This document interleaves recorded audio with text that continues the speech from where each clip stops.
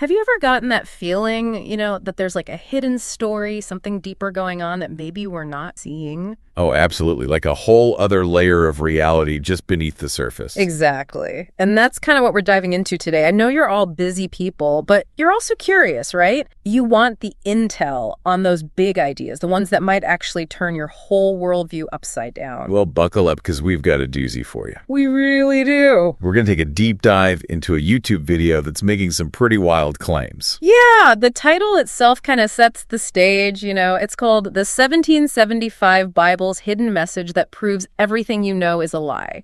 It's from a channel called Quantum Wisdom. Bold, right? So bold. But that's what we're here for, right? To unpack these things. Basically, it's all about this very specific printing of the Bible from 1775.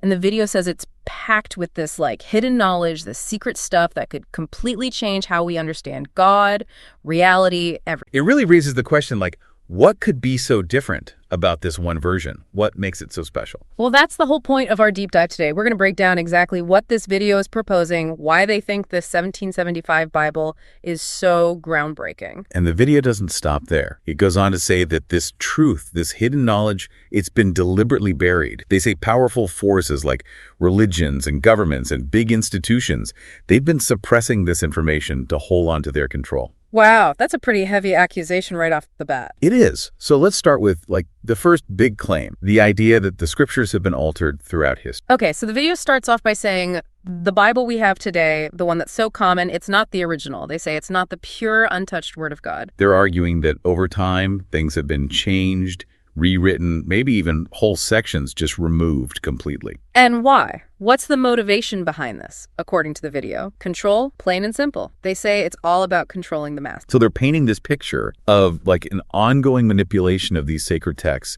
It challenges that whole idea that the Bible is this static, unchanging thing, divinely protected from any human interference. And they're using that to set up their argument about the 1775 Bible. That's where they say the real, more authentic truth can be found. So then what exactly did the 1775 Bible supposedly say that was so different? One of the most significant points the video highlights is the concept of God. Forget that traditional image we often hear about, that external authority figure, the big guy in the sky. This video, it claims that the 1775 Bible presents a totally different picture. It suggests that God isn't somewhere out there, but that God is actually within each and every one of us. So we're talking about an inner divinity, God residing inside us. Exactly. And, it's interesting because that idea, it's not entirely new. Throughout history, you see similar concepts popping up in different philosophical and spiritual traditions all over the world. They talk about this more intimate connection between the divine and humanity. What's fascinating is how the video links this to their interpretation of the 1775 Bible. They're suggesting that we're not separate from God, but that we're actually connected to that divine source. We carry a spark of that power within us. Which, of course, goes against a lot of mainstream religious teachings that emphasize a God who is very much separate from us, right? It's a big contrast. Yeah. And it leads into another pretty mind-blowing claim about heaven and hell. The video argues that, according to the 1775 Bible, these aren't physical places we go to after we die. Not the classic image of pearly gates and fiery pits. Not in this interpretation. They say these are states of consciousness that we actually experience right here, right now in our present lives. So our inner state dictates whether we're experiencing heaven or hell. That's what they're suggesting.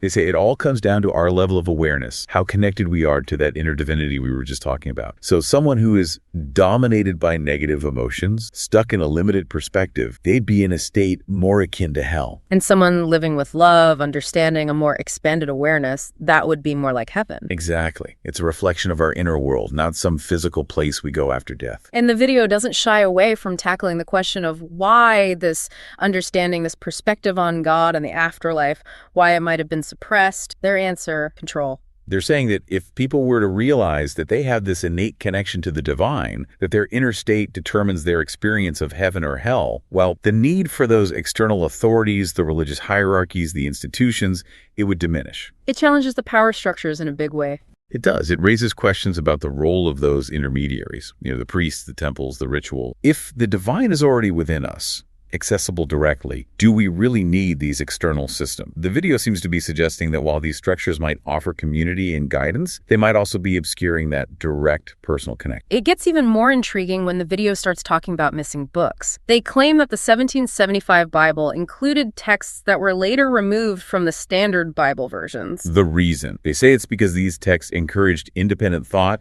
encouraged people to seek knowledge beyond the confines of established religious doctrine. So what were some of these supposedly missing books? Well, one of the most prominent examples the video cites is the Book of Enoch. Now, for most Christian denominations, this book is not part of the official Bible canon, but it's an ancient Jewish text, and it contains some really fascinating stories, including descriptions of angels interacting with humans and sharing advanced knowledge. I've heard of that one. It's pretty wild stuff. Yeah, it is. And the video takes those descriptions of celestial beings and interprets them in a pretty unconventional way. They're suggesting these beings might have been extraterrestrial or maybe even interdimensional. Wow. That's a huge departure from the traditional understanding. Right.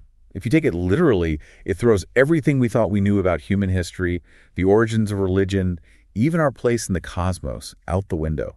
It opens up possibilities that are way outside the traditional narrative. And it's not just the Book of Enoch, right? There were other texts mentioned. Another key one they highlight is the Gospel of Thomas. This is one of the Gnostic Gospels, a collection of early Christian writing that offer a slightly different perspective on the teachings of Jesus. I've heard the term Gnostic, but I'm not really familiar with what it means. It's a complex topic, but in essence, these Gnostic texts often emphasized inner spiritual knowledge and personal experience over strict adherence to dogma. So a more inward-focused approach. Yes, exactly. And the video specifically points out a famous line from the Gospel of Thomas that says, "The kingdom of God is inside you and all around you." Okay, now that one really makes you think. If the kingdom of God is within us, as this gospel suggests, why have so many religions throughout history emphasized those external things, the rituals, the intermediaries, the specific doctrines? You need to go through these things to reach the divine. That's the question the video raises. They're implying that this emphasis on external authorities might be obscuring a much simpler truth. And they tie this to their idea of the greatest secret, that humanity was always meant to awaken to its own inherent divinity, that we don't need to rely on these external systems to find God. So it's like we were meant to be empowered, not dependent. That's the core message here. And this all ties into the video's idea of the war on consciousness. It's a dramatic term for sure, but it encapsulates this idea that the real battle isn't happening on a physical battlefield, but rather in our mind. It's a battle for control over our thoughts, our beliefs, our perception of reality. It sounds almost like a conspiracy theory. It definitely has those elements. The video argues that by altering those spiritual texts, suppressing certain teachings, and promoting fear-based control systems, those in power have effectively kept humanity in a state of spiritual ignorance, trapped in what they call a false reality. They're saying there's this manufactured reality that keeps us asleep to our true potential. That's the gist of it. And according to the video, the 1775 Bible represents a glimpse into a more authentic truth, a truth that existed before widespread censorship took hold. So what's at the heart of this false reality? What's the big lie they're claiming we've been told? They're saying it's the belief that we are inherently flawed, that we're powerless, that we need external salvation. That we're sinners in need of saving. Exactly. It's that deep-seated sense of unworthiness that they're challenging. So if that's the false reality, what does the 1775 Bible say?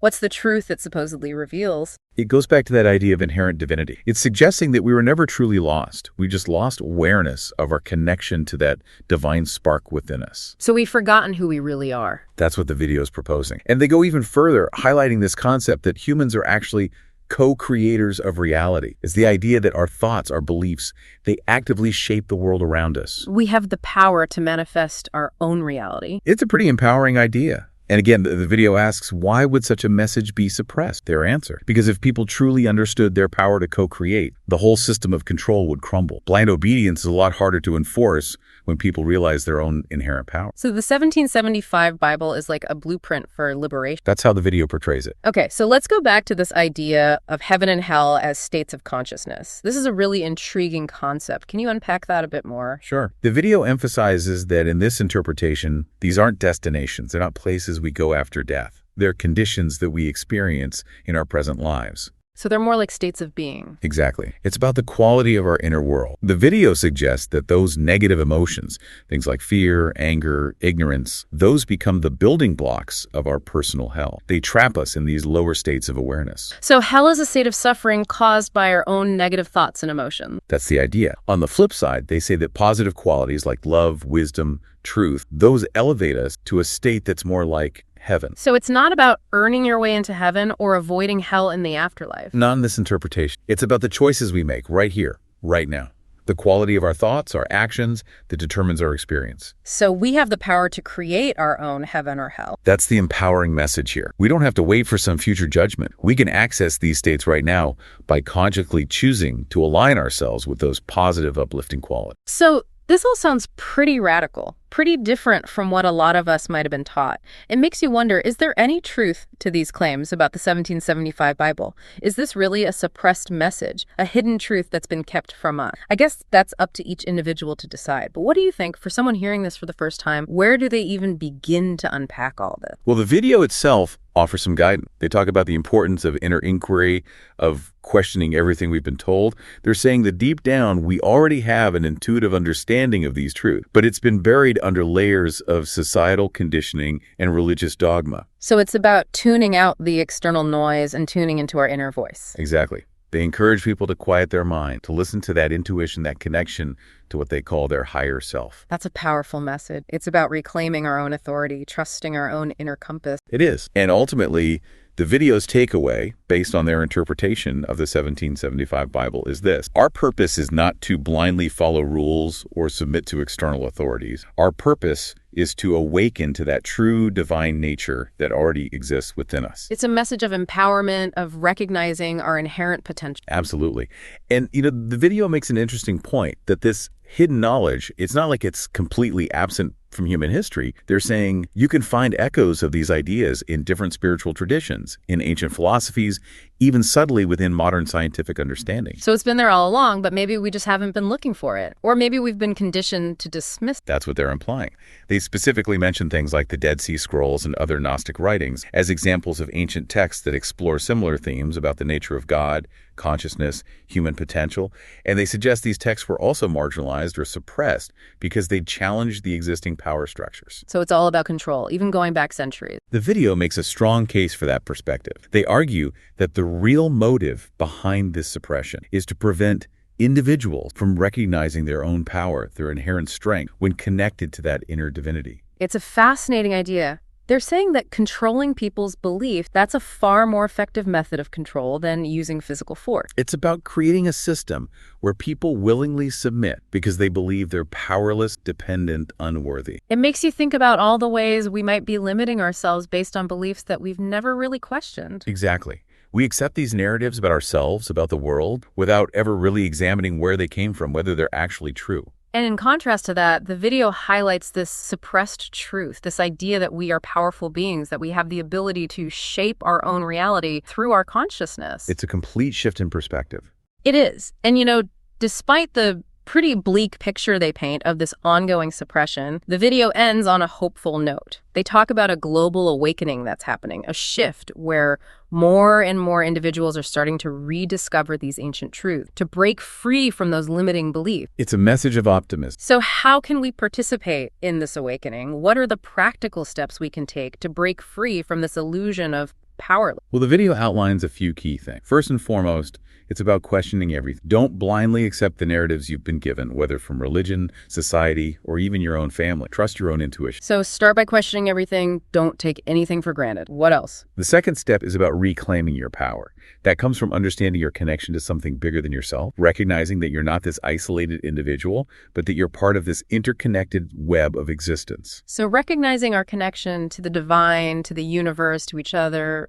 Exactly. It's about tapping into that source of power that exists within us. And the third step, they say, is about living in alignment with that truth. It's about making choices that are rooted in wisdom, love, awareness. It's about actively challenging those fear-based thoughts that keep us feeling limited and trapped. It's about becoming conscious creators of our own reality. Exactly. This whole deep dive has been quite a journey. We've covered so much ground, from altered scriptures to hidden knowledge, from the nature of God to the idea that heaven and hell are states of mind. And of course, the big question that looms over all of this is there any truth to it? Is this 1775 Bible really a key to unlocking a hidden reality? It's certainly a compelling narrative. It is. And even if we set aside the question of historical accuracy, I think there are some valuable takeaways here. Absolutely. Even if you don't buy into the whole conspiracy theory aspect of it, the video encourages a healthy skepticism, a willingness to question what we've been told, and to look within for our own answers. That's something we can all benefit from, regardless of our beliefs. Absolutely. So as we wrap up this deep dive, I'm curious, what are your thoughts on all of this? Do these ideas resonate? You know, it's hard to dismiss the feeling that there's something more to the story of humanity, something beyond the surface level of what we've been taught. And I think this video, even with its more out there claims, it does tap into that sense of wonder, that yearning for a deeper understanding